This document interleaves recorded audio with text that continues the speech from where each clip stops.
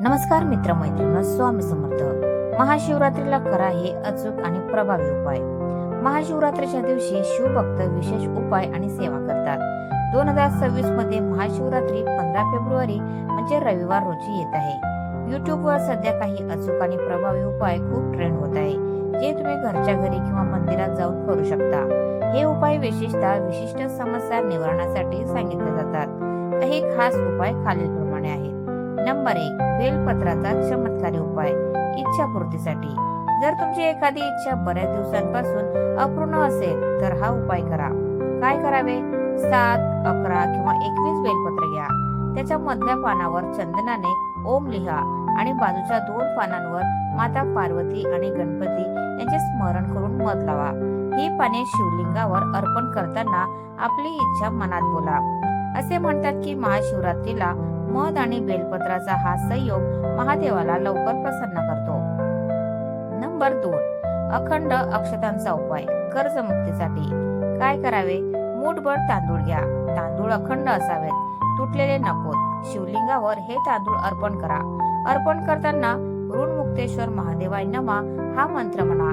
यातील थोडे तांदूळ घरी परत आणून आपल्या तिजोरीत किंवा पैशाच्या ठिकाणी ठेवा.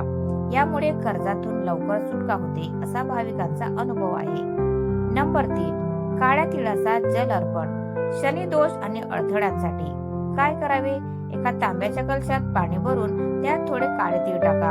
हे जल शिवलिंगावर अर्पण केल्याने पितृदोष शांत होतो आणि कुंडलीतील शनी राहूचे अडथळे दूर होतात. विशेषतः ज्यांना कामात सतत अडथळे येतात त्यांनी हा उपाय आवर्जून करावा. नंबर 4. घराच्या मुख्य दरवाजाचा उपाय. नकारात्मकता दूर करण्यासाठी. काय करावे? महाशिवरात्रीच्या संध्याकाळी घराच्या मुख्य प्रवेशद्वाराच्या दोन्ही बाजूंना तूप किंवा तेलाचे दिवे लावा. दरवाजावर स्वस्तिक काढा आणि थोडा गुलाल शिंपडा.